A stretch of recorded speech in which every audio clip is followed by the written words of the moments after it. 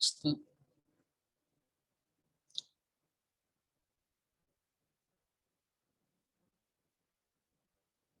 Ustaz, apakah langsung dibuka ini Ustaz?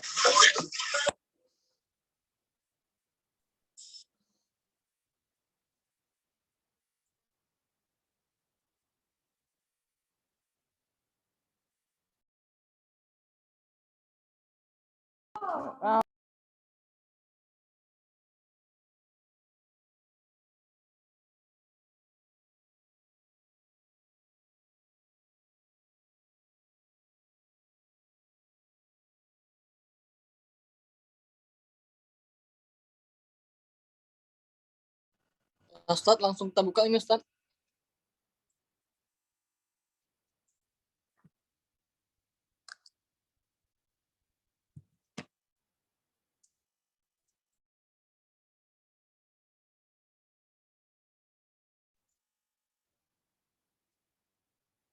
Assalamualaikum Ustaz.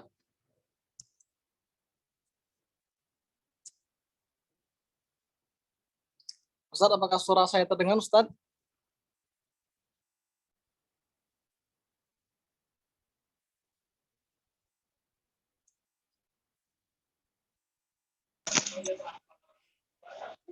Oke, langsung kita buka Ustaz ya.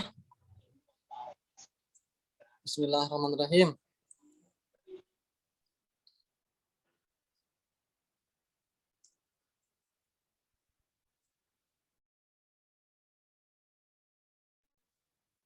Bismillahirrahmanirrahim.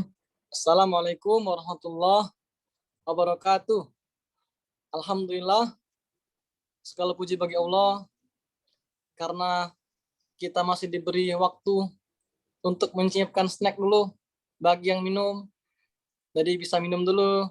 Alhamdulillah, qadarullah kita agak terlambat sedikit. Alhamdulillah. Asyhadu alla ilaha illallah wahdahu la syarikalah wa asyhadu anna Muhammadan abduhu wa rasuluh. Amma ba'du. Hari ini Sabtu 9 Rabiul Awal 1443 Hijriah atau 16 Oktober 2021 Masehi. Dalam bingkai acara kajian Islam yang diselenggarakan oleh Majelis Taklim Irsyadul Ummah. Mohon izin Ustadz, saya akan menyampaikan beberapa peraturan sebelum kajian dimulai. Pertama, mohon peserta agar menonaktifkan kamera dan mikrofon selama kajian berlangsung. Kemudian untuk pertanyaan silakan diketik di kolom chat. Semoga Allah Ta'ala senantiasa memberikan ilmu yang bermanfaat pada kita semua. Amin ya rabbal alamin. Selanjutnya, untuk mengefisiensikan waktu, mari kita simak kajian yang akan disampaikan oleh Ustadz Iswandi Abu Harits SAG Hafizahullahu Ta'ala yang berjudul Kaidah Emas dalam Mendidik Anak. Tafadhol Ustadz.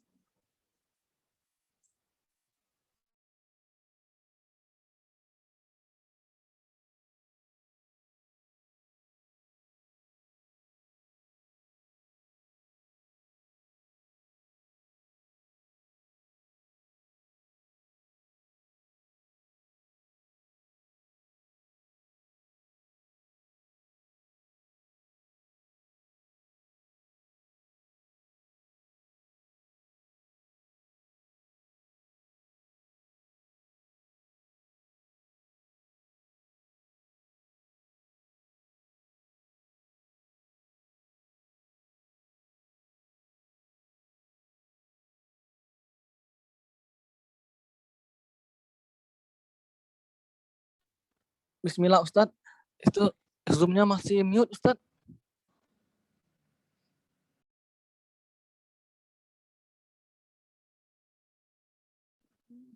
Bismillah, mohon maaf Ustadz, suaranya belum terdengar oleh karena mikrofonnya belum di-on-kan Ustadz.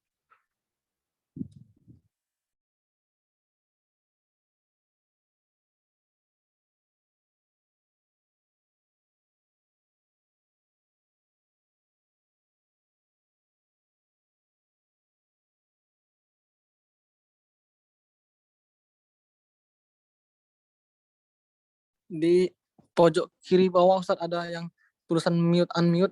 Silakan Ustadz di pojok kiri bawah ada unmute. Diklik Ustadz. Jadi mikrofon, pilih mic. Ada pilihannya tuh kan, ada tanda panah ke atas. Nah itu terus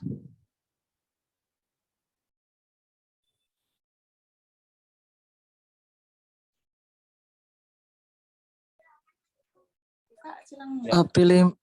Alhamdulillah. Ya, tes sudah bisa Alhamdulillah, didengar. Ustaz sudah terdengar dengan baik, Ustaz. Ya, alhamdulillah. Ya. Bismillahirrahmanirrahim. Innal hamdalillah nahmaduhu wa nasta'inuhu wa nastaghfiruh wa na'udzubillahi min syururi anfusina wa min sayyiati a'malina.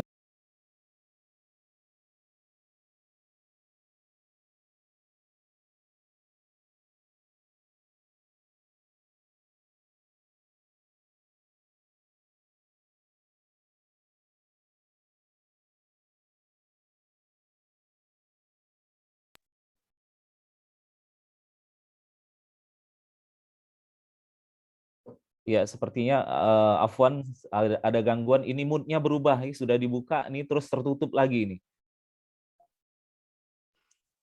Alhamdulillah sekarang udah bagus Ustaz. Sudah ya? Sudah Ustaz. Ya. Bismillahirrahmanirrahim. Innal hamdalillahi nahmaduhu wa nasta'inuhu wa nastaghfiruh wa na'udzubillahi min syururi anfusina wa min sayyiati a'malina. May yahdihillahu fala mudhillalah wa may yudlil fala hadiyalah. Asyhadu an la ilaha illallah wahdahu la syarikalah wa asyhadu anna Muhammadan abduhu wa rasuluhu la nabiyya ba'da. Allahumma salli wa sallim wa barik ala Muhammadi wa ala alihi wa sahbihi ajma'in. Ikhwati fillah, rahimani wa rahimakumullah. Alhamdulillah kita bersyukur kepada Allah Subhanahu wa taala atas semua nikmat yang Allah Subhanahu wa taala berikan kepada kita. Salawat beriring salam kita haturkan kepada Nabi kita yang mulia sallallahu alaihi wasallam beserta seluruh keluarganya, seluruh para sahabatnya, dan seluruh umatnya sampai hari kiamat nanti.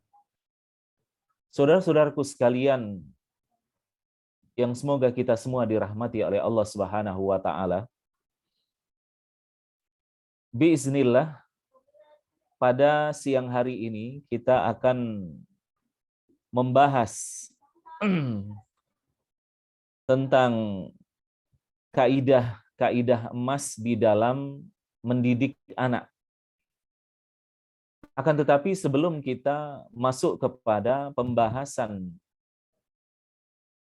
kepada teknis bagaimana kaidah-kaidah di dalam mengajarkan dan mendidik anak, terlebih dahulu kita melihat bahwasanya yang berkaitan dengan pendidikan ini di antaranya adalah orang tua, kedua orang tua. Lalu anak yang kita didik, kemudian rumah yang kita pergunakan untuk proses pendidikan. Rumah yang kita pergunakan untuk proses pendidikan. Maka dari itulah, saudara-saudaraku sekalian, Islam sangatlah memperhatikan pendidikan anak. Karena anak di dalam Islam adalah merupakan amanah. Amanah yang dibebankan oleh Allah Subhanahu wa taala kepada kedua orang tua. Sekaligus anak ini merupakan aset yang terbesar yang dimiliki oleh kedua orang tua, dan aset ini akan berguna bagi kehidupan orang tua baik di dunia maupun kelak di akhirat nanti. Maka dari itulah, saudara-saudaraku sekalian, yang semoga kita semua dirahmati oleh Allah Subhanahu wa taala. Yang pertama kita lihat terlebih dahulu dari sisi anak yang akan kita didik, anak yang akan kita ajarkan. Bagaimana Islam memandang, memposisikan anak di di sisi orang tua. Sebagaimana yang dijelaskan di dalam Al-Quran, firman Allah Subhanahu wa taala di dalam surat Al-Anfal ayat yang ke-28. Bagaimana Allah Subhanahu wa taala menjelaskan zuyyina lin-nasi hubbus syahawati minan nisa wal banin wal qanatiril muqantarati minaz zahab wal fiddah. Allah Subhanahu wa taala berfirman, dan dijadikan indah kata Allah Subhanahu wa taala pada pandangan manusia, dijadikan indah pada pandangan manusia kecintaan kepada apa yang diinginkan, yaitu wanita-wanita, anak-anak, kemudian harta yang banyak dari jenis emas, perak, kuda-kuda pilihan, binatang-binatang ternak, dan sawah ladang. Itulah kesenangan hidup di dunia, dan di sisi Allah tempat kembali yang baik. Jadi dijadikan indah, zuyyina lin-nasi hubbus syahawati minan nisa wal banin.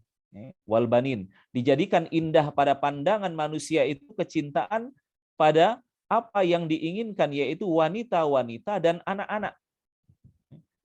Yang akan kita bahas di sini adalah anak-anak.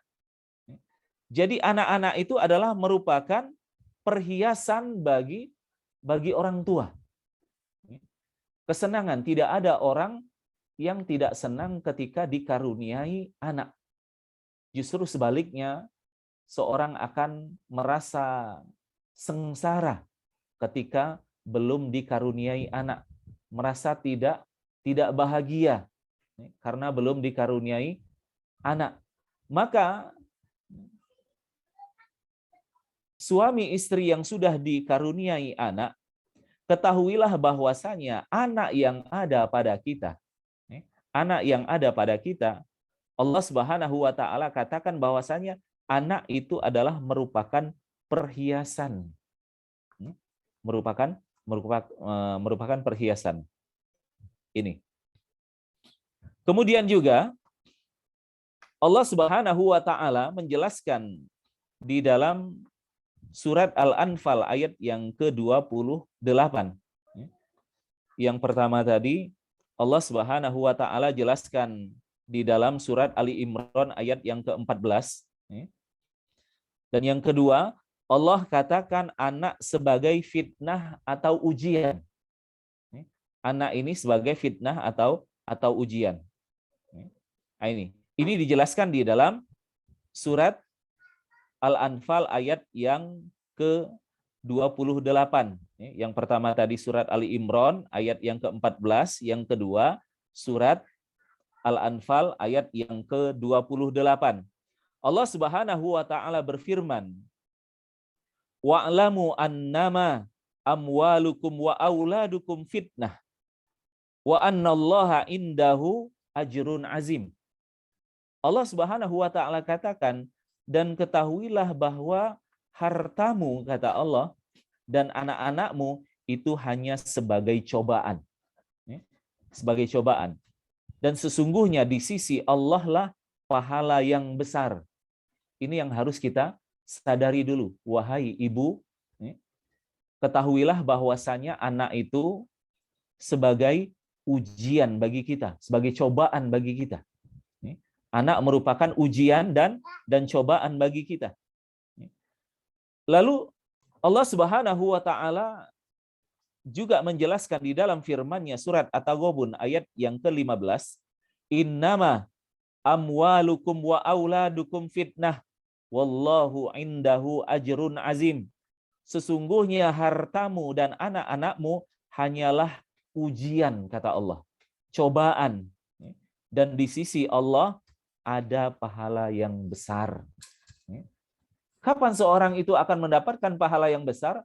Apabila dia lulus ketika diuji dengan anak-anak yang Allah Subhanahu wa taala karuniakan kepada kedua orang tua.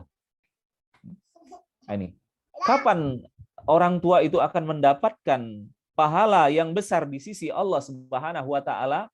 Jikalau orang tua itu lulus diuji dengan anak-anak yang Allah Subhanahu wa taala karuniakan kepada kita. Maka baru lulus. Kalau lulus ujian, kalau tidak lulus berarti kita tidak berhasil mendapatkan pahala yang besar,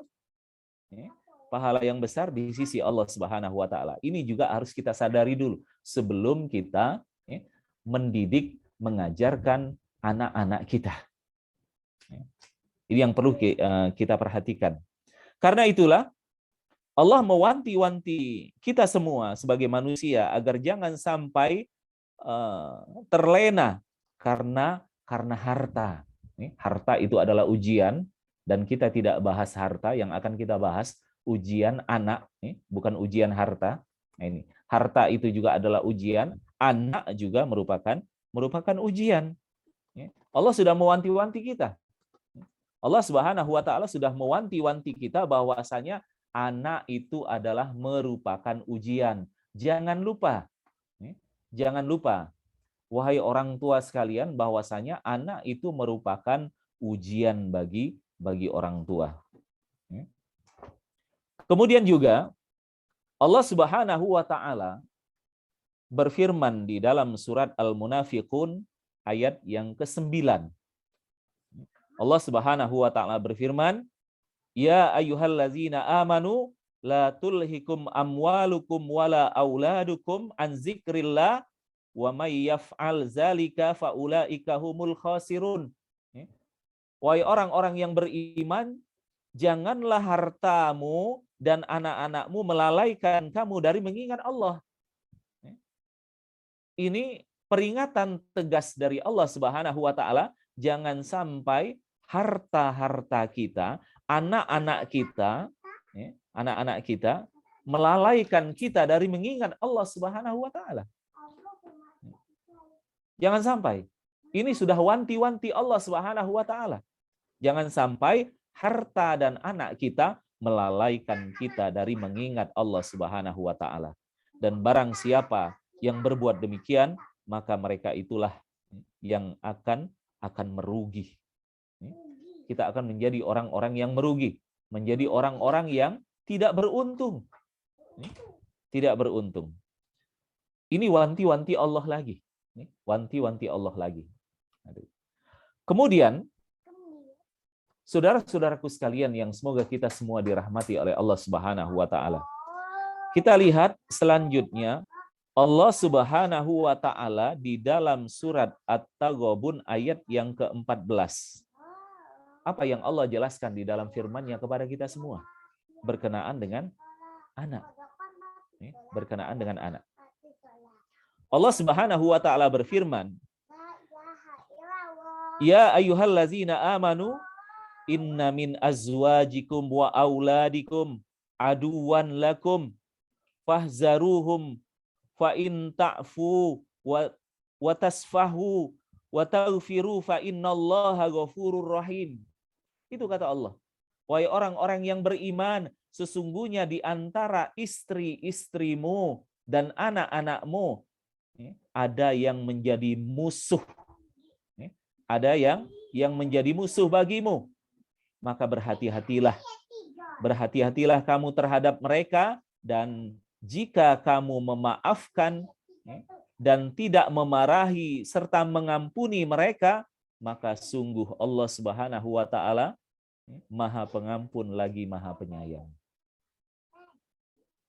Saudara-saudaraku sekalian, coba kita lihat, baca, dan renungkan. Kita lihat, baca, dan renungkan. Apa yang Allah firmankan, apa yang Allah katakan kepada kita semua sebagai hamba. Anak itu sebagai musuh. Musuh orang tua. Ini. Anak ini sebagai musuh orang tua. Musuh bukan dalam pengertian musuh yang harus diperangi, dibunuh, bukan seperti itu. Anak ini sebagai musuh bagi kita. Kapan dia bisa menjelma sebagai seorang musuh? Kalau kita tidak mendidik dan mengarahkan mereka sebagaimana yang Allah inginkan dari penciptaan manusia. Anak kita diciptakan Allah Subhanahu wa taala untuk beribadah kepada Allah Subhanahu wa taala. Wa ma khalaqtul jinna wal insa illa liya'budun. Dan tidak akan aku ciptakan jin dan manusia kecuali untuk beribadah kepadaku. Sama penciptaan anak kita, penciptaan kita sama. Tujuan Allah menciptakan kita dan anak-anak kita adalah untuk beribadah kepada Allah Subhanahu wa taala. Untuk beribadah kepada Allah Subhanahu wa taala. Dan kalau kita tidak mengajarkan, mendidik anak-anak kita, dia tidak tumbuh dan berkembang menjadi sosok, menjadi pribadi yang melaksanakan kewajiban dan tugas sebagai seorang hamba. Maka ketika dia tidak menjadi seorang hamba, tumbuh kembang menjadi seorang hamba Allah Subhanahu wa taala, maka kelak dia akan menjadi musuh-musuh orang tuanya. Anak menjadi musuh orang tua. Dan ini sangat berbahaya. Kelalaian orang tua, kesalahan anak, itu faktor utamanya adalah kelalaian orang tua dan kesalahan orang tua. Itu faktornya. Jangan kita melihat dulu dari sisi anak. Apa yang sudah kita lakukan untuk anak? Apa yang sudah kita lakukan untuk anak? Jangan dulu buru-buru menyalahkan anak. Apa yang sudah kita contohkan, yang sudah kita ajarkan, yang sudah kita beri pendidikan kepada anak-anak kita. Maka ketika anak-anak kita menjadi sosok, menjadi musuh bagi kedua orang tuanya, maka orang tuanya hendaknya introspeksi. Introspeksi yang harus kita perhatikan.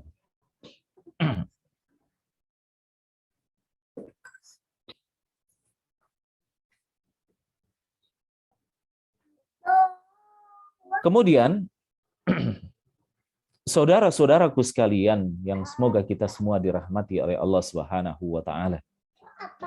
Lalu kita lihat bagaimana Allah Subhanahu wa taala memposisikan anak-anak kita. Memposisikan anak-anak kita. Ini. Allah Subhanahu wa taala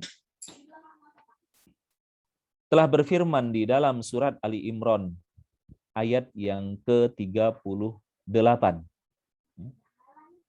Surat Ali Imran ayat yang ke-38. Allah Subhanahu wa taala berfirman, Hunalika da'a Zakaria rabbuhu qala rabbi habli min ladunka dzurriyyatan thayyibatan innaka sami'ud du'a. Innaka sami'ud du'a. Di sanalah kata Allah Zakaria berdoa kepada Tuhannya. Zakaria berdoa kepada Tuhannya. Seraya berkata, "Ya Tuhanku, berilah aku di sisi Engkau seorang anak yang baik." Seorang anak yang baik. Sesungguhnya Engkau Maha mendengar doa. Ini yang akan menjadi bahasan yang paling terpenting di antara bahasan-bahasan mengenai pendidikan anak adalah faktor doa orang tua itu sangat menentukan keberhasilan pendidikan anak. Berhasil di dalam mengajarkan anak. Faktor doa. Faktor doa. Ini. Maka ini faktor yang paling menentukan. Yang paling menentukan di dalam mendidik anak-anak kita. Ini. Demikian pula saudara-saudaraku sekalian yang semoga kita semua dirahmati oleh Allah Subhanahu wa taala. Ketika Allah Subhanahu wa taala menyifati orang-orang yang beriman, yang berdoa, wallazina yaquluna rabbana hablana min azwajina wa zurriyyatina qurrata a'yun waj'alna lil muttaqina imama. Dan orang-orang yang berkata, ya Tuhan kami, anugerahkanlah kepada kami istri-istri kami dan keturunan-keturunan kami sebagai penyejuk mata kami. Sebagai penyejuk mata-mata kami. Dan jadikanlah kami imam bagi orang-orang yang bertakwa. Itu doa orang-orang yang soleh. Doanya para nabi. Tentunya ini juga menjadi doa dan harapan kita kepada Allah Subhanahu wa taala agar kita diberi anak yang soleh, agar anak yang ada pada kita dijadikan anak-anak yang soleh dan solihah. Ini faktor doa. Faktor doa yang akan menentukan, yang akan kita persiapkan. Doa terbaik dari kedua orang tua yang dipersiapkan untuk pendidikan dan pengajaran anaknya, salah satunya yang kita persiapkan adalah doa yang ikhlas, yang terbaik dari kedua orang tua. Jangan lupakan faktor ini. Jangan abaikan faktor ini, faktor doa. Faktor doa. Ini. Maka dari itulah, ayyuhal ikhwah rahimani wa rahimakumullah, itu di antara Allah memposisikan anak-anak kita, anak itu sebagai perhiasan, anak itu sebagai perhiasan, anak itu sebagai fitnah atau ujian, anak itu sebagai fitnah atau ujian, kemudian anak itu sebagai musuh. Musuh siapa? Musuh kedua orang tuanya. Lalu anak itu sebagai qurratu a'yun, penyejuk pandangan mata. Anak itu sebagai penyejuk pandangan mata. Dan ini adalah merupakan aset terbesar kita. Inilah tantangan yang akan kita hadapi, ujian yang akan kita hadapi, musuh yang akan kita hadapi, agar kita berhasil menghadapi musuh-musuh kita. Tentunya ini jangan dikonotasikan kepada musuh seorang yang berperang membunuh salah satu di antaranya, tidak. Dia bisa menjadi musuh kita karena dia bisa melalaikan kita, melalaikan kedua orang tua kita, melalaikan kita sebagai orang tua. Maka dari itulah kita harus menyadari posisi anak, menyadari posisi anak. Itu yang akan menjadi anak didik kita. Anak kita di rumah adalah merupakan anak didik kita. Lalu selanjutnya, ayyuhal ikhwah rahimani wa rahimakumullah, kita lihat orang tua sekarang. Orang tua. Orang tua ini, sadarlah wahai orang tua, bahwasanya kita diciptakan oleh Allah Subhanahu wa taala adalah untuk beribadah. Untuk beribadah, bukan untuk yang lain. Untuk beribadah. Sadarilah bahwasanya kedua orang tua itu adalah guru bagi anak-anaknya. Orang tua itu adalah guru bagi anak-anaknya. Ini.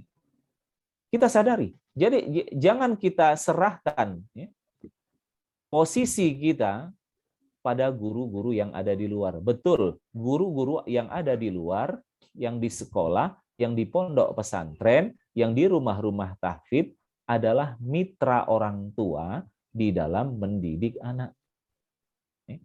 Siapa guru utamanya? Guru utamanya adalah kedua orang tua. Guru utamanya adalah kedua orang tua.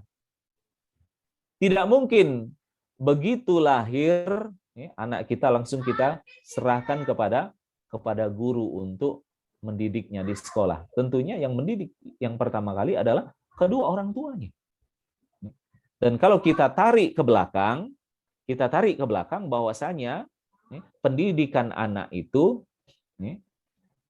pada dasarnya dimulai dari sejak memilih calon istri, dimulai dari sejak memilih calon suami. itu landasan utama. Itu yang pertama kali di dalam mendidik anak. Di dalam mendidik anak itu misalnya ada akhwat yang belum menikah, ya, maka memilih calon suami itu adalah salah satu proses pendidikan yang akan menentukan. Ya. Mengapa? Ya, mengapa Rasulullah memerintahkan kepada orang yang belum menikah untuk menikah, ya, dengan mengedepankan, dengan mendahulukan faktor agama, karena faktor agama ini adalah modal utama, ya, untuk mendidik anak. Ya, modal utama untuk mendidik anak. Kalau seorang tidak, ya, paham terhadap agama, ya, bagaimana dia akan mendidik anak? Bagaimana dia akan mendidik anak? Ini awal dari pendidikan anak itu dimulai dari memilih calon istri dan memilih calon suami. Bagi sekarang kita yang sudah menikah, kita akan mendidik anak sejak mulai dari anak itu lahir. Dari anak itu lahir, apa yang harus kita persiapkan? Kita sebagai seorang guru, harus mempersiapkan apa-apa yang harus menjadi bekal kita untuk mendidik anak-anak kita. Kalau seorang ingin menjadi guru, menjadi guru formal ataupun non formal, di sekolah-sekolah, di pondok-pondok pesantren, mereka harus kuliah terlebih dahulu, PGTK, PGSD, belajar di universitas keguruan, dan sekarang lihatlah bagaimana pendidikan formal dan non formal yang ada di negeri kita. Seorang untuk menjadi guru itu harus memenuhi kualifikasi, ada persyaratan-persyaratan yang harus dipenuhi, oleh calon guru agar dia bisa mendidik anak-anak di sekolah-sekolah formal maupun di sekolah-sekolah non formal. Ada kriteria, ada syarat-syarat, ada ilmu-ilmu yang harus dikuasai. Ada ilmu pendidikan, ada ilmu psikologi anak, ada ilmu pedagogik, nah itu, ada ilmu perkembangan kejiwaan anak, macam-macam. Itu yang dipelajari oleh calon guru, oleh calon guru di sekolah-sekolah formal. Dan mereka juga harus memenuhi kualifikasi, harus lulus ujian dulu baru dia bisa menjadi seorang guru. Nah ini. Nah, kita sekarang selaku orang tua, status kita sudah menjadi guru. Sadarilah bahwasanya ibu dan ayah itu adalah seorang guru. Sekarang pertanyaannya bagi kita, sudahkah kita mempersiapkan diri kita untuk menjadi guru anak-anak kita? Sudahkah kita mempersiapkannya? Tidak ada kata terlambat. Tidak ada kata terlambat di dalam mendidik anak. Karena apa? Kewajiban mendidik itu sampai kita diwafatkan oleh Allah Subhanahu wa taala, hatta ya'tiyakal yakin. Sampai kita dimatikan oleh Allah Subhanahu wa taala baru selesai tugas mendidik kita.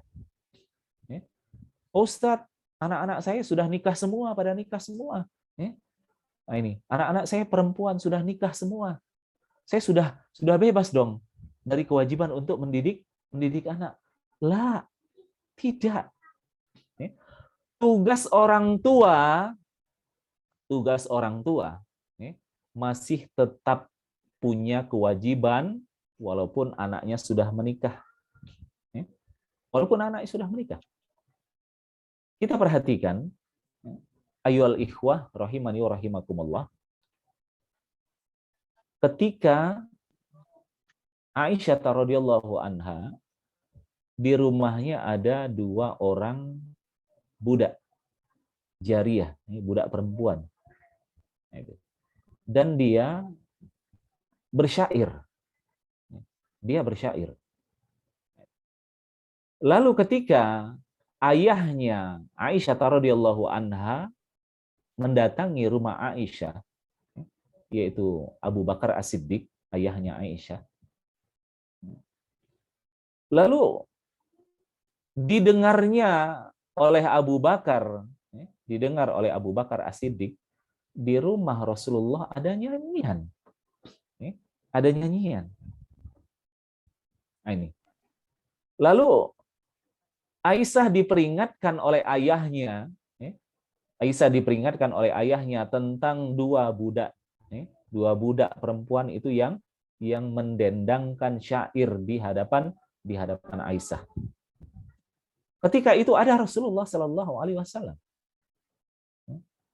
Maka ketika Aisyah, kalau bahasa bebasnya kita ini, Aisyah itu dimarahi sama Abu Bakar. Kenapa ada nyanyian di rumah Rasulullah Shallallahu Alaihi Wasallam? Kenapa ada nyanyian di rumah Rasulullah Shallallahu Alaihi Wasallam? Lalu ditegur sama Abu Bakar. Aisyah ini ditegur sama Abu Bakar untuk menghentikan itu semua. Lalu Rasulullah Shallallahu Alaihi Wasallam mengatakan kepada mertuanya, Abu Bakar As-Siddiq, biarkan Abu Bakar, biarkan. Yang kita bahas di sini bukan musiknya, akan tetapi para ulama mengistimbatkan hukum bahwasanya orang tua masih punya kewajiban untuk mendidik anaknya walaupun di sisi suaminya. Di dekat Aisyah ada Rasulullah Shallallahu Alaihi Wasallam, tapi Abu Bakar mengingkari dua budak perempuan yang mendendangkan syair di hadapan Aisyah, dan itu tidak diingkari oleh Rasulullah Shallallahu Alaihi Wasallam. Bahkan Rasulullah Shallallahu Alaihi Wasallam mengatakan kepada Abu Bakar, biarkan. Nah, ini. Di sini para ulama mengistimbatkan hukum bahwasanya orang tua itu masih boleh, masih ada kewajiban untuk mengarahkan, untuk mendidik anak-anaknya di sisi suaminya. Jadi walaupun dia sudah bersuami, walaupun dia sudah beristri, masih tetap ada kewajiban orang tua itu untuk mendidik anaknya yang sudah berkeluarga. Jadi sampai sejauh itu kewajiban orang tua. Di mana beban itu terpikul di pundak-pundak kita sebagai orang tua. Di pundak-pundak kita sebagai orang tua. Dari mulai mengandung sampai melahirkan, proses pertumbuhan dan perkembangan anak sampai dia menikah. Sampai dia menikah. Tidak putus kewajiban orang tua untuk mendidik anak. Tidak putus kewajiban orang tua untuk mendidik anak. Tidak putus. Kapan terputusnya? Apabila kita sudah dimatikan oleh Allah Subhanahu wa taala. Itu. Maka dari itulah ayyuhal ikhwah rahimani wa rahimakumullah, hendaknya kita mempersiapkan diri kita. Sadari wahai ibu bahwasanya kalian adalah seorang guru, kalian adalah seorang pendidik. Pendidik siapa? Pendidik anak-anak. Apalagi misalnya kalau misalnya di antara ummahat atau akhwat yang berprofesi sebagai seorang guru di sekolah. Apakah itu di TK, di SD, di SMP, atau di SMA, atau di perguruan tinggi. Sadarilah bahwasanya walaupun dia menjadi seorang guru di luar, tetaplah status itu tidak akan hilang ketika mereka ada di rumah. Juga walaupun misalnya ibu-ibu yang tidak berprofesi sebagai seorang guru di TK, di SD, di SMP, di SMA, sadarilah bahwasanya kalian adalah seorang guru bagi anak-anak di rumah. Guru bagi anak-anak di rumah. Ini yang harus kita sadari. Maka ketika kita sudah mengetahui, sudah menyadari bahwasannya ibu itu adalah seorang guru, maka wajib bagi kita untuk mempersiapkan hal-hal layaknya sebagai layaknya sebagai seorang guru. Metode, kurikulum, waktu yang akan kita curahkan, yang akan kita berikan kepada anak-anak kita. Coba kita bertanya kepada diri kita masing-masing.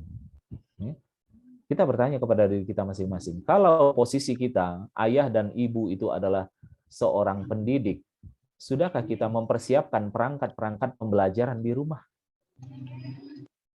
Kalau kita sudah menyadari bahwasanya ayah dan ibu itu adalah seorang pendidik, sudahkah kita menyusun kurikulum untuk anak-anak kita belajar di rumah?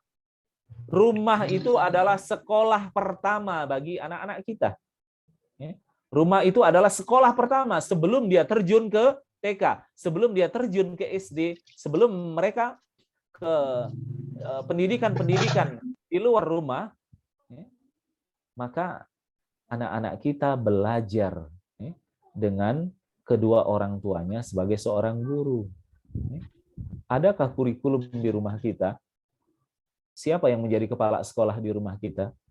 Siapa yang menjadi wali kelas di rumah kita? Perangkat apa yang kita pergunakan untuk mendidik dan mengajarkan anak-anak kita di rumah? Ini yang harus kita sadari. Wahai ummahat sekalian.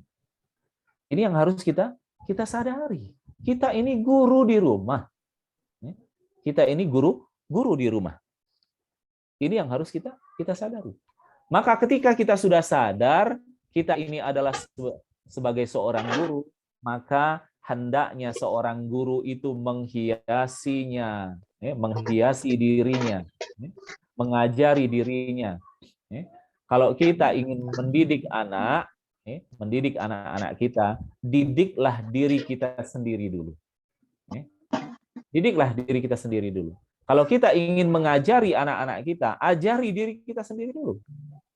Ajari diri kita sendiri dulu. Nah, ini. Jadi hendaknya seorang pendidik itu membekali dirinya dengan keikhlasan di dalam mendidik anak. Keikhlasan. Butuh keikhlasan di dalam mendidik anak. Butuh keikhlasan.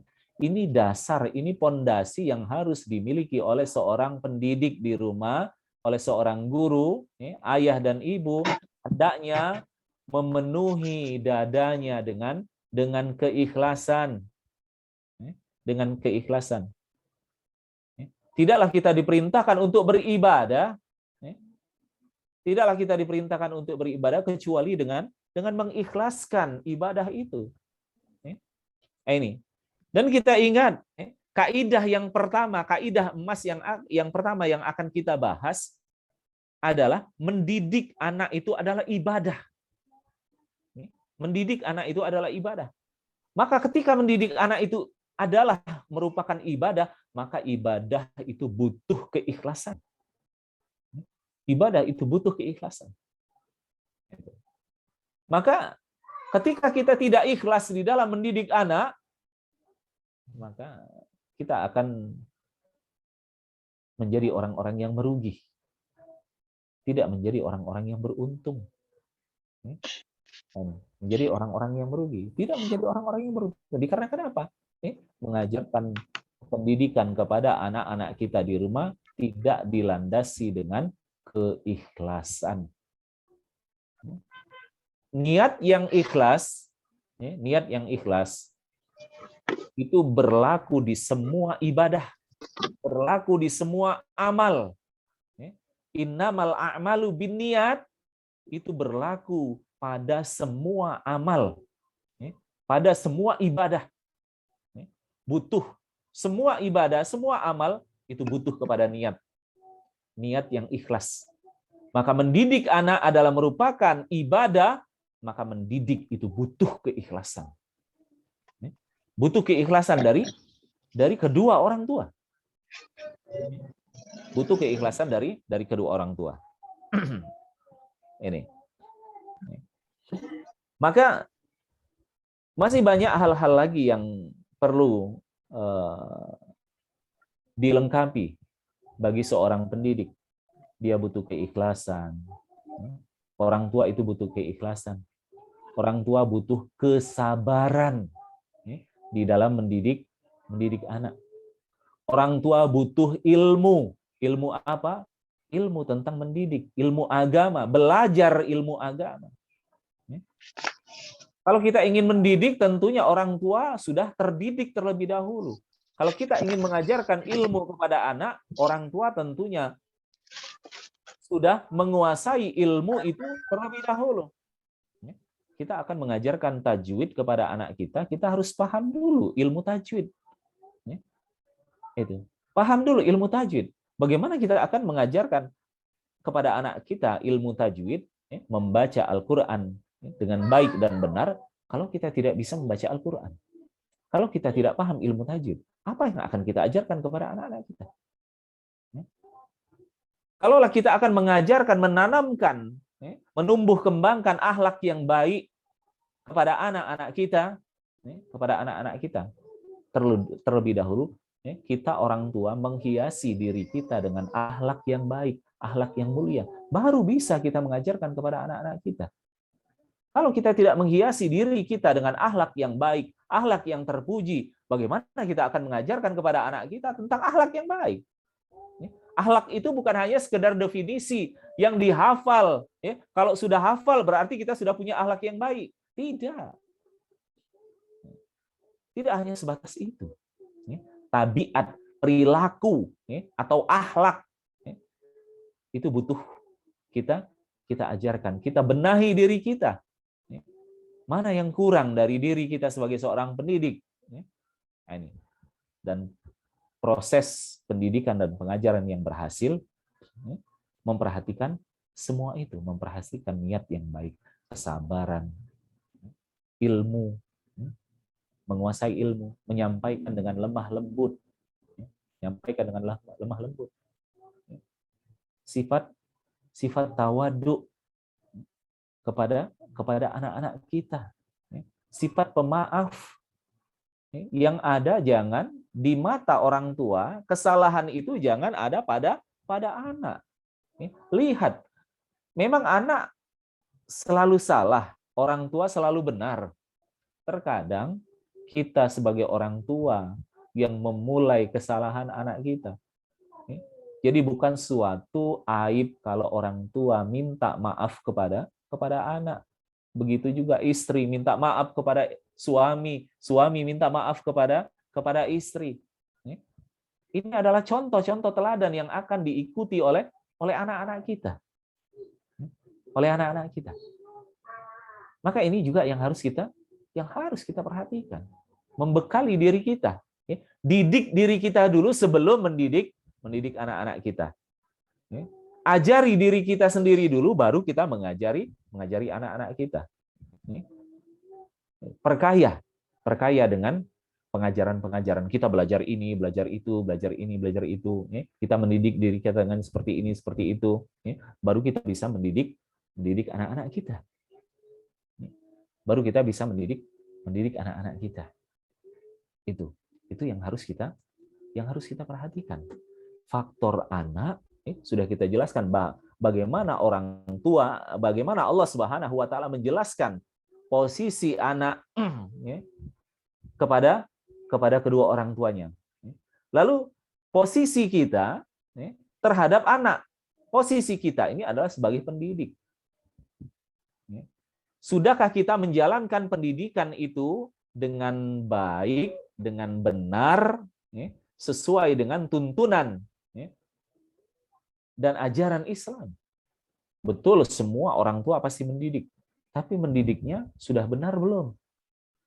Sudah berjalan di atas syariat belum?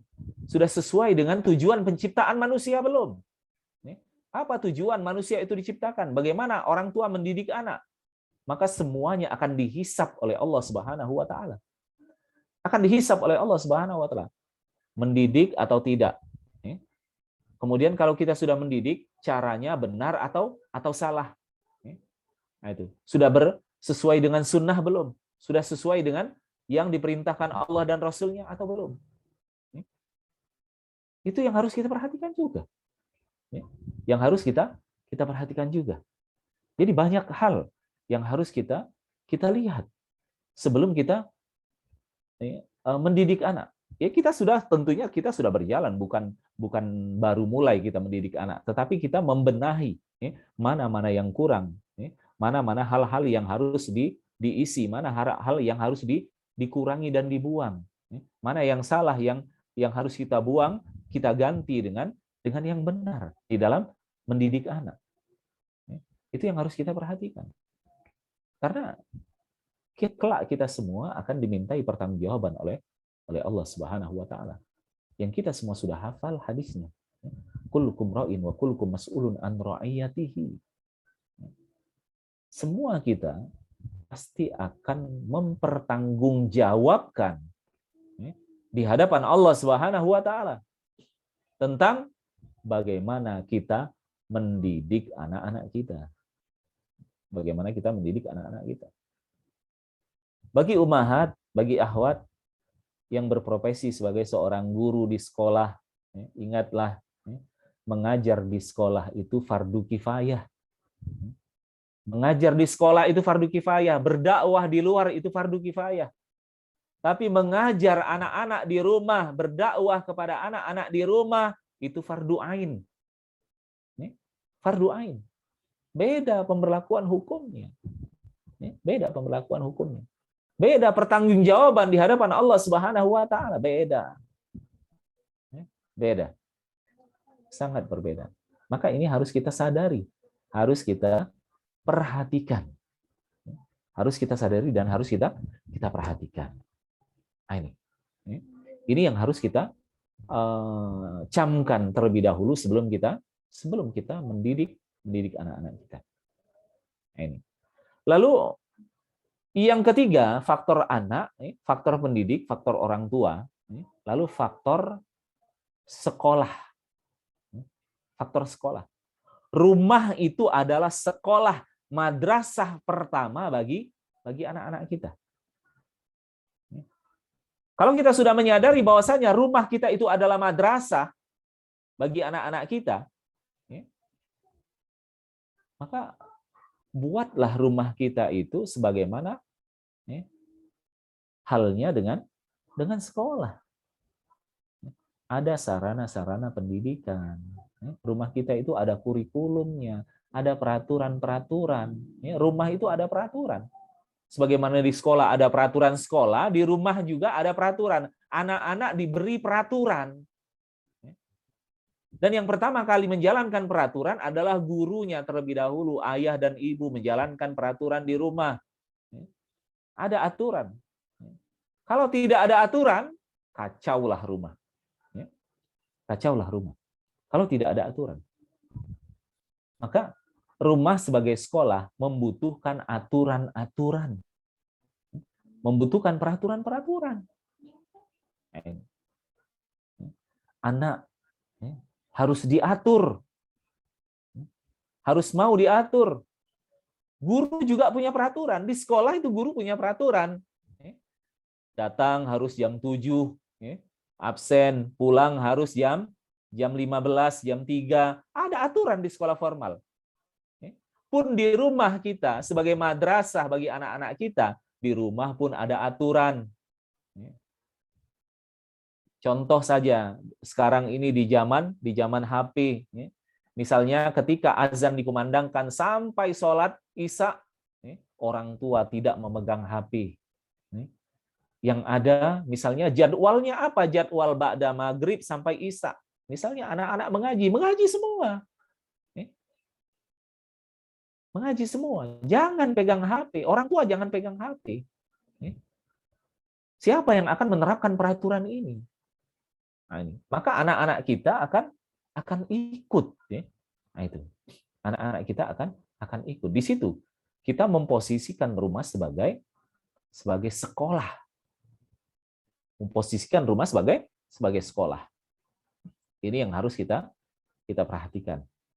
Jadi faktor anak kita sudah berikan mukaddimahnya, faktor orang tua. Lalu faktor rumah, sekolah. Rumah ini adalah madrasah pertama bagi bagi anak-anak kita. Maka rumah itu membutuhkan kurikulum. Rumah itu harus ada kepala sekolahnya. Rumah itu harus ada wali kelasnya. Rumah itu juga berfungsi sebagai laboratorium, berfungsi sebagai lembaga bahasa. Jadi kita bisa memanfaatkan tempat makan kita.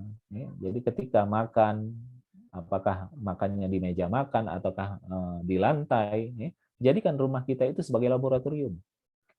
Anak mau masuk ke tempat tidur, mau masuk kamar, ada adab-adabnya.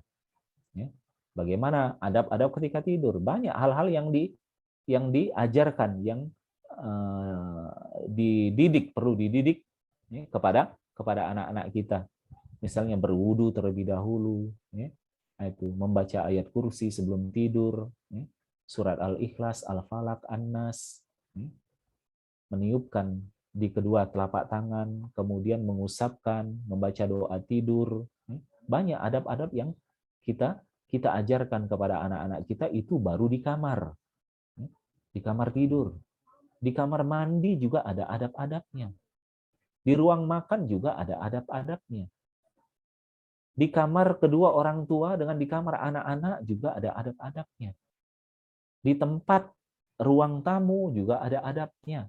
Bagaimana anak-anak keluar rumah juga ada adab-adabnya. Banyak hal-hal yang kita ajarkan kepada anak-anak kita. Dan semua itu menjadi kurikulum sekolah rumah. Menjadi kurikulum sekolah rumah. Jadi kalau pemerintah kita mencanangkan homeschooling, sebenarnya Islam sudah dari jauh-jauh menjadikan rumah itu sebagai basis sekolah. Sebenarnya kalau orang tua itu mampu untuk mendidik anak, tidak perlu ada sekolah-sekolah di luar. Tapi kan tidak mungkin ya kita bisa mendidik anak kita sampai, karena orang tua juga punya kewajiban untuk mencari ma'isyah di luar rumah, memenuhi kebutuhan-kebutuhan anak-anaknya, dan tidak mungkin. Tapi hal tersebut tidak menjadi penghalang kita untuk mencari nafkah dan memberikan pendidikan dan pengajaran kepada anak-anak kita di rumah. Kepada anak-anak kita di rumah. Maka ayyuhal ikhwah rahimani wa rahimakumullah, 3 hal ini yang harus kita perhatikan. 3 hal ini yang harus kita perhatikan sebelum kita masuk kepada kaidah yang pertama, bahwasanya mendidik itu adalah ibadah. Ini sebagai prolog, muqaddimah kita. Ini yang harus kita perhatikan. 3 hal ini, 3 faktor ini yang berkaitan di dalam pendidikan anak di rumah. Kemudian ditambah satu lagi, faktor lingkungan. Jadi faktor anak, orang tua, rumah, dan lingkungan. Kepada siapa anak-anak kita bermain? Kepada siapa anak-anak kita bergaul? Kapan anak-anak kita bermain dan bergaul? Itu pun harus diatur sedemikian rupa agar pendidikan Islam di rumah-rumah kaum muslimin berjalan dengan baik. Berjalan dengan baik. Ini mungkin sebagai muqaddimah kita sebelum kita memasuki pada kaidah yang pertama. Mungkin untuk sementara saya kembalikan dulu kepada hostnya. Silahkan. Jazakumullah khairan. Semoga Allah senantiasa beri kita ilmu yang bermanfaat. Kemudian ada beberapa pertanyaan Ustadz ini antusias dari peserta. Izin bertanya Ustadz, bagaimana cara mendidik anak tanpa amarah? Iya. Pertanyaan yang pertama, bagaimana mendidik anak tidak dengan marah, nggak pakai marah. Mendidik anak itu nggak pakai marah. Amarah, kita ketahui bahwasanya amarah itu ada amarah yang diperbolehkan, ada amarah yang tidak diperbolehkan. Kapan orang tua, kapan pendidik itu boleh marah? Kapan saatnya marah? Kita teringat dengan sebuah hadis Rasulullah Shallallahu Alaihi Wasallam yang anak-anak kita yang kecil itu sudah hafal semua. Anak-anak kita kecil yang 4 tahun, yang 3 tahun itu sudah hafal hadisnya. Apa kata Rasulullah? La taghdab walakal jannah. Jangan marah, bagimu surga. Kita tidak boleh marah. Tidak diperbolehkan untuk marah. Tapi pada prakteknya, orang tua sering jerit-jerit karena kesel dengan anak marah-marah. Karena anak tidak mengindahkan perintah, tidak mengindahkan pembicaraan kedua orang tua. Jadi sekarang bagaimana cara agar kita tidak marah? Yang pertama, sebagaimana yang sudah Ana jelaskan tadi, hiasi diri kita dengan keikhlasan di dalam mendidik anak di rumah. Ikhlas kita. Ikhlas. Karena Allah Subhanahu wa Ta'ala. Mendidik anak itu butuh ikhlas. Keikhlasan. Lalu yang kedua, butuh kesabaran. Minta kepada Allah Subhanahu wa Ta'ala agar kita diberikan kesabaran. Maka Allah katakan di dalam Al-Quran, wastobir, bukan wasbir. Wastobir. Kita minta kepada Allah agar Allah memberikan kesabaran bagi kita di dalam mendidik anak-anak kita. Jadi kalau ditanya bagaimana caranya agar kita mendidik tidak dengan marah, tentunya harus kita minta sama Allah faktor doa. Faktor doa. Jangan lalaikan faktor doa. Minta kepada Allah agar kita menjadi sosok pendidik yang sabar, yang tidak gampang marah. Yang tidak gampang marah. Karena apa? Kalau kita menggunakan metode pendidikan anak-anak kita di rumah dengan marah, salah sedikit anak marah, menurut kita salah marah, kita harus introspeksi dulu. Kita harus tinjau dulu. Apa kesalahan anak? Apa yang menjadikan anak melakukan kesalahan? Jangan-jangan faktor utama penyebabnya adalah kedua orang tua. Lihat dulu, jangan buru-buru marah dulu kita.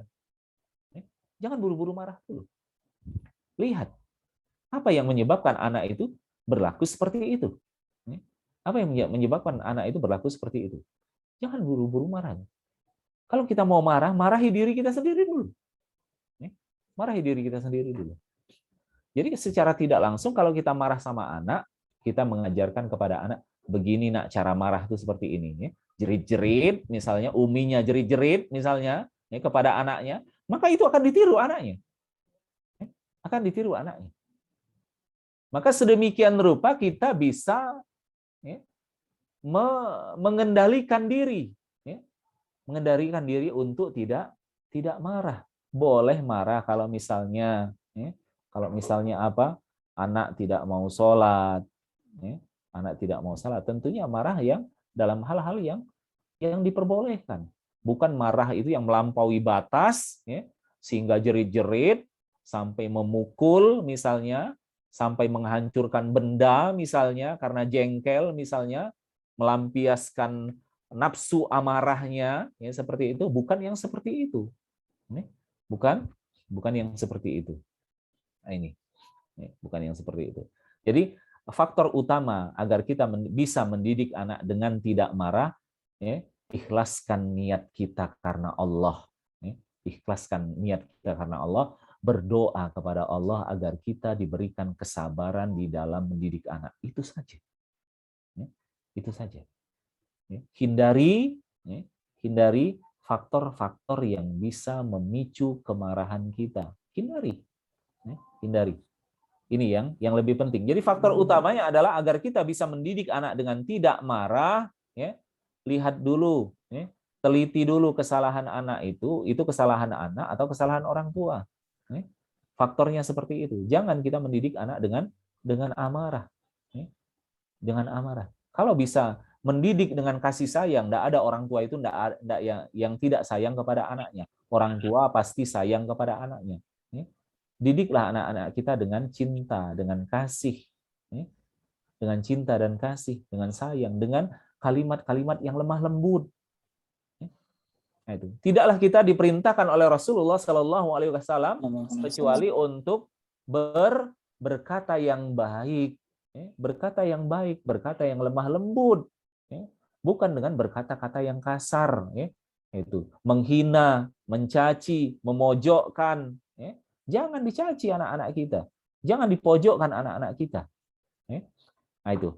Jadi insya Allah seperti itu. Jadi faktor utamanya agar kita bisa mendidik anak dengan cara dengan tidak marah, maka mintalah sama Allah. Belajar mengendalikan diri. Hiasi diri kita dengan sikap sabar, dengan sifat sabar. Dan sifat sabar. Maka ini butuh proses. Sabar itu butuh proses. Sabar itu hidayah. Hidayah yang Allah Subhanahu wa taala berikan kepada kedua orang tua untuk mendidik anaknya dengan sabar. Butuh kembalinya lagi kepada Allah. Kita minta kesabaran. Minta kesabaran. Jangan kita menjadi pendidik-pendidik yang tidak sabar, yang selalu marah. Wallahu ta'ala a'lam. Ya, silakan kalau ada yang lain. Selanjutnya ada 4 pertanyaan lagi nih Ustadz. Bismillah, afwan Ustadz, bagaimana solusinya agar anak kita tidak terdoktrin oleh orang tua kita karena posisi kita.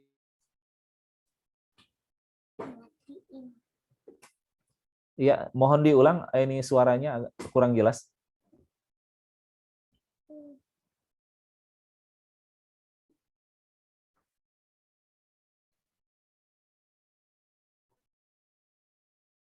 Pertanyaannya tadi mohon diulang.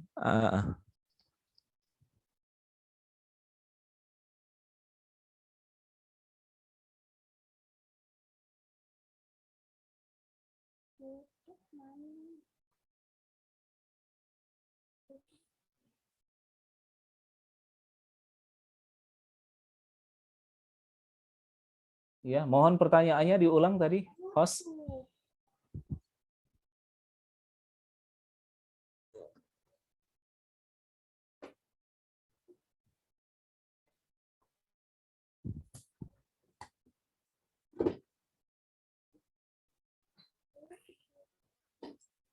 Maaf Ustadz, tadi terputus.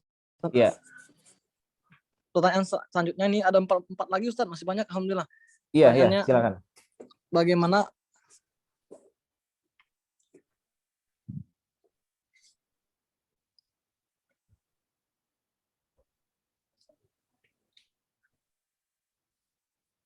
ini Ustadz? Iya, silakan. Apa Ustadz, bagaimana solusinya agar anak tidak terdoktrin oleh orang tua karena posisi masih tinggal dengan mertua? Takutnya anak kita diajarkan dengan hal-hal yang melanggar syariat.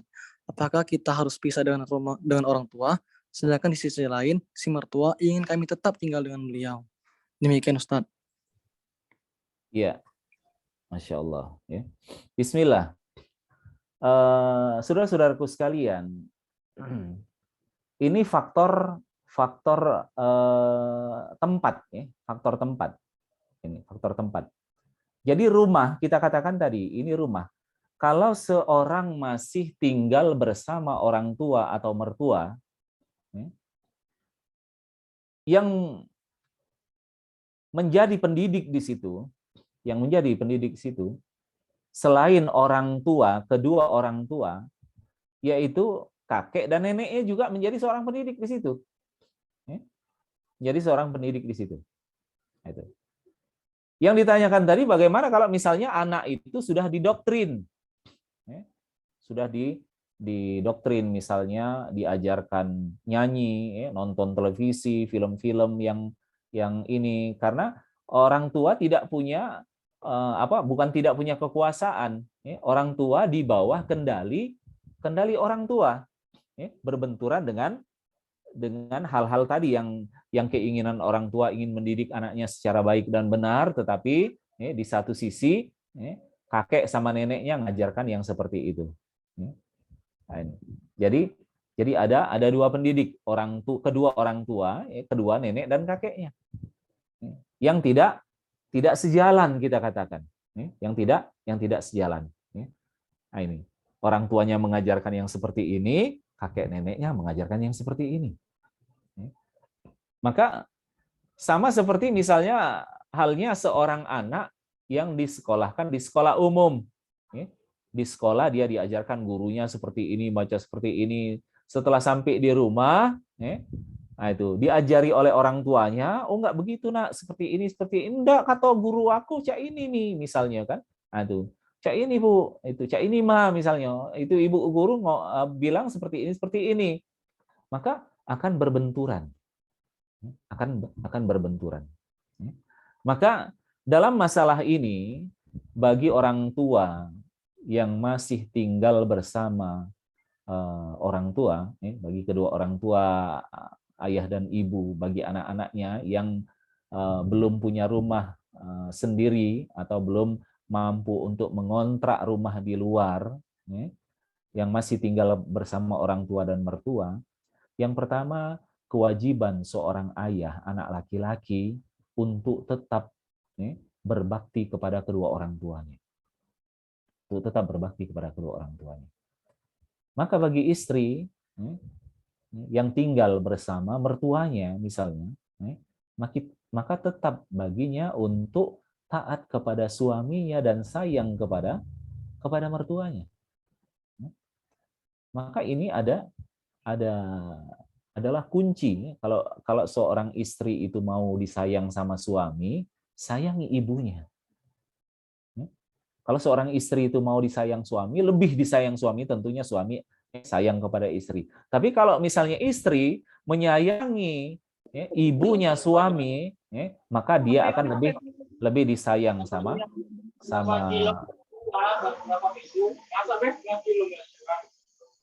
lebih disayang sama suaminya. Itu. Maka dalam perkara ini, saudara-saudaraku sekalian, coba diajak berunding antara suami dan istri dengan tidak mengabaikan, walaupun orang tua menginginkan misalnya dia tetap tinggal di situ, karena kita juga harus punya rumah sendiri, dalam pengertian kita di situ bisa menjalankan tugas dan kewajiban kita sebagai orang tua yang tidak dicampuri oleh hal-hal yang lain. Kalau misalnya itu tidak sejalan. Katakanlah kurikulumnya berbeda. Metode dan kurikulumnya berbeda. Kakek neneknya punya kurikulum sendiri, kedua orang tuanya punya kurikulum sendiri. Berbenturan akhirnya karena tidak sama. Maka jalan tengahnya adalah orang tua berusaha dengan cara yang baik, dengan tetap menjaga hati dan perasaan kedua orang tua. Cobalah untuk pisah rumah dengan orang tua. Apapun alasannya bisa kita ungkapkan. Kita kepengen mandiri, kita kepengen punya sesuatu, tidak tergantung dengan kedua orang tua. Tapi orang tua juga nanti punya alasan, kami siapa yang ngurusi kami, tidak katik lagi, ini begini misalnya kan, seperti itu. Ya mungkin kita bisa ngontrak di tempat yang tidak jauh-jauh dari orang tua misalnya kan. Yang penting kita terpisah dulu. Kita bisa secara maksimal memberikan pendidikan kita kepada anak-anak kita. Kepada anak-anak kita. Maka ketika anak-anak kita sudah didoktrin oleh kakek dan neneknya misalnya dengan hal-hal yang bertentangan dengan syariat, maka ini kewajiban kita, PR kita, double kita. Yang pertama mengajarkan anak itu dengan pendidikan yang benar, kemudian menghapuskan hal-hal yang sudah tertanam di dalam diri anak, tertanam hal-hal yang salah. Kita di satu sisi orang tua berkewajiban menanamkan pendidikan, menumbuh kembangkan pendidikan yang benar pada diri anak, kemudian di dalam diri anak ini juga sudah tumbuh kembang doktrin-doktrin yang diajarkan oleh kakek neneknya. Ini juga harus kita hapus, harus kita bersihkan. Harus kita bersihkan. Maka tambah berat. Kewajiban kedua orang tua itu tambah berat. Mau menghapuskan hal-hal yang bertentangan dengan syariat, kemudian menumbuh kembangkan hal-hal yang sejalan dengan syariat. Ada dua hal. Ada dua hal. Nah ini maka harus kita menjadi pertimbangan orang tua, pertimbangan orang tua, atau mungkin diajak kompromi dengan cara yang baik, dengan cara yang benar, kita sampaikan. Ya. Nah, itu kita sampaikan kepada kakek neneknya, ya tentunya yang paling berperan di sini adalah ayah. Ya. Yang paling berperan di sini adalah ayah. Sampaikan dengan bahasa yang baik, waktu yang tepat, dengan niat yang ikhlas, dan selalu memohon kepada Allah Subhanahu wa Ta'ala agar kedua orang tua kita mendapatkan hidayah, mendapatkan taufik, agar tidak mendoktrin anak-anak kita dengan hal-hal yang bertentangan dengan syariat. Ini jadi dilema. Dilema kita masih tinggal di villa mertua. Akan jadi dilema. Mau tidak mau kita akan diatur sama orang tua. Mau tidak mau. Bukan kita nggak mau diatur. Ya kalau aturan itu artinya sesuai dengan syariat, sejalan dengan syariat, wajib kita mentaatinya. Tapi kalau aturan itu keluar dari syariat, maka tidak boleh kita mentaatinya. Tentunya dengan cara yang baik. Wallahu ta'ala a'lam. Silakan kalau ada pertanyaan yang lain. Amin rabbal alamin. Ustaz, ini kita ada 3 pertanyaan lagi. Namun waktunya sudah melewati. Bagaimana Ustaz ini? Ya, mungkin kita lanjutkan pada pertemuan yang akan datang. Pertanyaan tetap disimpan nanti, ya, dan kita akan lanjutkan pada pertemuan-pertemuan yang akan datang. Insya Allah Ustaz. Ini sudah saya screenshot. Ya. Langsung kita tutup jadi Ustaz ya. Iya, iya. Ya baik Ustaz, jazakumullah khairan wa barakallahu fiik. Kemudian semoga Allah Ta'ala mudahkan kita untuk mengamalkan. Marilah kita tutup dengan doa kafaratul majelis. Subhanakallah wa bihamdika asyhadu an la ilaha illa anta astaghfiruka wa atubu ilaik. Wassalamualaikum warahmatullahi wabarakatuh.